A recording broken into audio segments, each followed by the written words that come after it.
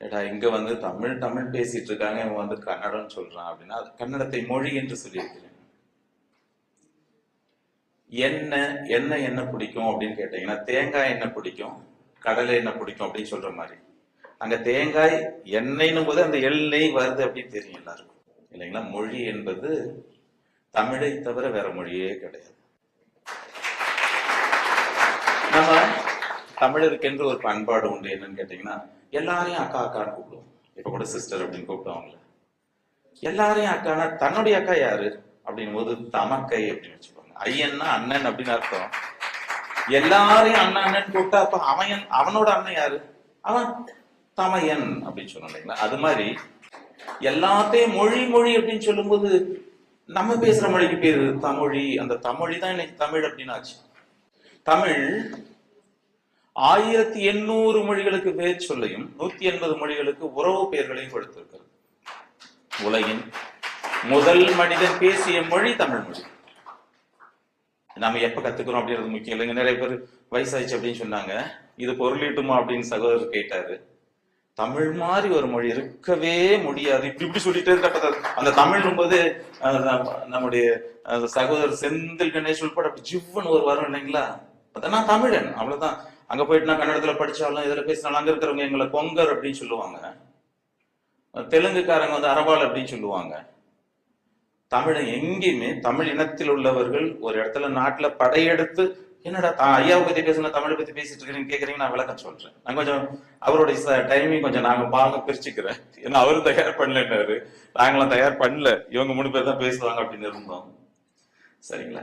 அப்போ அந்த தமிழ் அப்படின்னு சொல்லும் போது ஜிவ்னு ஒண்ணு வருது இல்லைங்களா? அது என்னன்னா, ஏன் தமிழோட சிறப்பு என்ன அப்படின்னு ஒரு விஷயம் சொல்லிடுறேன். என்கிட்ட ஒரு தம்பி பேசிட்டு இருந்தாரு. தம்பி நீங்க தூங்குறீங்க, வாங்க ஒரு இங்கிலீஷ்ல ஒரு சென்டென்ஸ் சொல்லுங்க ஏதாச்சும். I love you. Thank you. I too love you. இப்ப அவரு ஒரு 3 வார்த்தை தேங்க்யூ தம்பி பேர் என்ன? யுகேஷ் தேங்க்யூ. இந்த யுகம் முழுவதும் உங்களை ஞாபகம் வச்சுக்கிறேன். எனக்கு ஒரு மாதிரி பரபரப்பா இருக்கு. ரைட், 3 வார்த்தை சொன்னார். 3 வார்த்தை சேர்த்து ஒரு வாக்கியம் சொன்னார். ஐ லவ் யூ அப்படின்னு சொன்னார். இதுல 3 வார்த்தை இருந்தா 6 வகையா கலக்கலாம். நான் சொன்னது இப்ப எல்லாருக்குமே புரிஞ்சிருக்கும். நான் உங்களை நேசிக்கிறேன் அப்படின்னு. I you love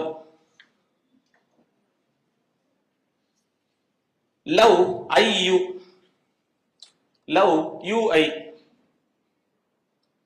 you love I you I love. யாருக்குமே எதுவுமே புரியல. முதல்ல சொன்னது மட்டும் ஐ லவ் யூ புரிஞ்சது. தமிழ்ல பாருங்க, நான் யுகேஷ் மட்டும் எக்ஸ்ட்ரா சேர்த்து நான் உங்களை நேசிக்கிறேன். நான் நேசிக்கிறேன் உங்களை நான் நேசிக்கிறேன். உங்களை நேசிக்கிறேன் நான் உங்களை நேசிக்கிறேன் நான். இதுதாங்க தமிழ்.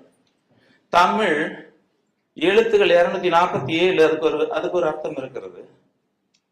பொருள் அப்படின்னு சொல்லுவோம். இவர் பிரகதீஷ் எனக்கு தம்பியா தான் இருப்பாரு. எனக்கு ஒரு 54 வயசாகுது. தமிழ் படிச்சுட்டே இருக்கிற வயசாகிறது தெரியாது. தமிழ் பிரகதீஷ் வந்து பொருள் ஈட்ட முடியுமா அப்படின்னு கேட்டாரு.